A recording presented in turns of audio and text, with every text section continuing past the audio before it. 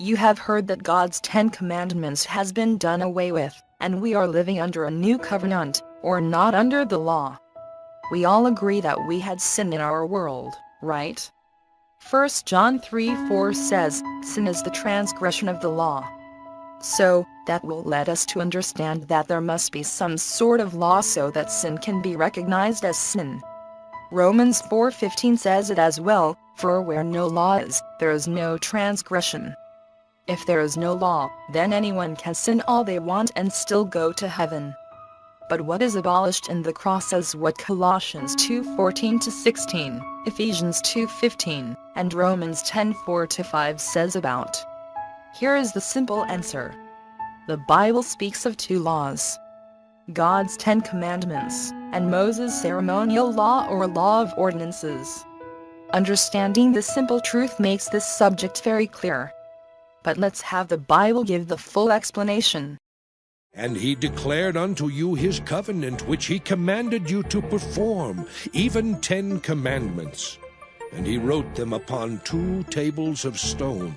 And he gave unto Moses, when he had made an end of communing with him upon Mount Sinai, 2 tables of testimony, tables of stone, written with the finger of God. And I turned myself, and came down from the mount, and put the tables in the ark which I had made. And there they be, as the Lord commanded me. What commandment? 10 Commandments. Who wrote it? God. Where did he wrote it? Tables of stone. To whom did he gave it? Moses. Where did Moses put it? Inside the ark.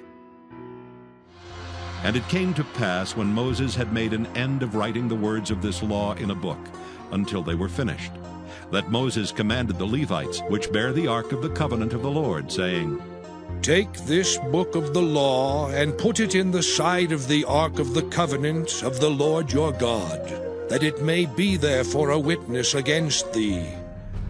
What commandment? Ceremonial law. Who wrote it? Moses. Where did he wrote it? In a book. To whom did he gave it? Levites. Where did the Levites put it? In the side of the ark.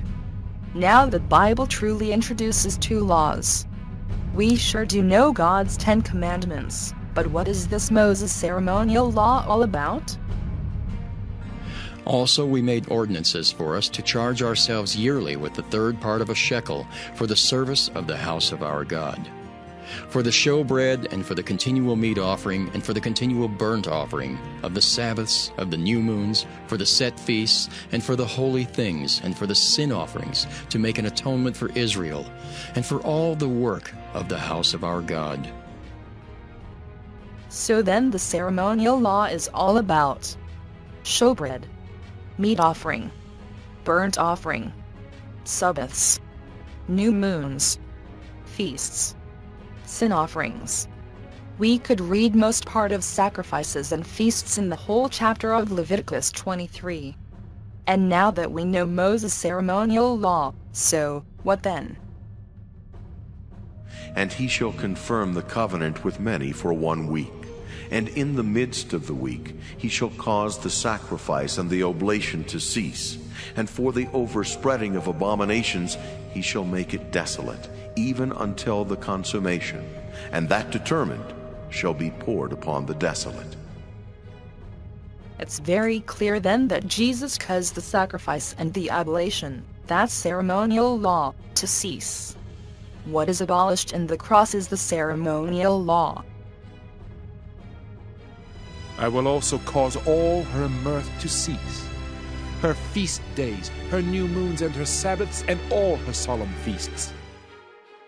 Mirth, feast days, new moons, Sabbaths. These are all pertaining to ceremonial law, as mentioned in Nehemiah 10:32-33.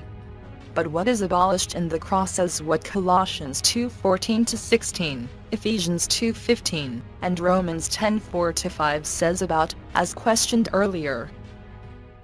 Blotting out the handwriting of ordinances that was against us, which was contrary to us, and took it out of the way, nailing it to his cross. And having spoiled principalities and powers, he made a show of them openly, triumphing over them in it.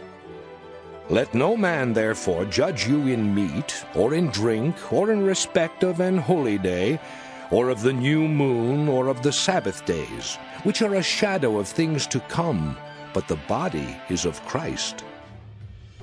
Ordinances, meat, drink, holy day, new moon, Sabbath days.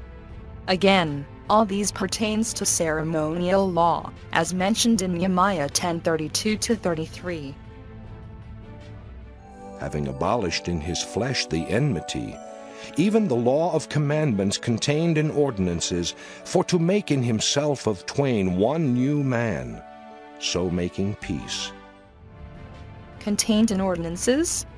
Again and again, we have the same ceremonial law, as mentioned in Nehemiah 10:32-33. For Christ is the end of the law for righteousness to every one that believeth. For Moses describeth the righteousness which is of the law, that the man which doeth those things shall live by them.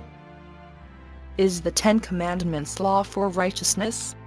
Or was it ceremonial law, as described by Moses, who had made an end of writing the words of this law in a book, that the man which doeth those things shall live by them?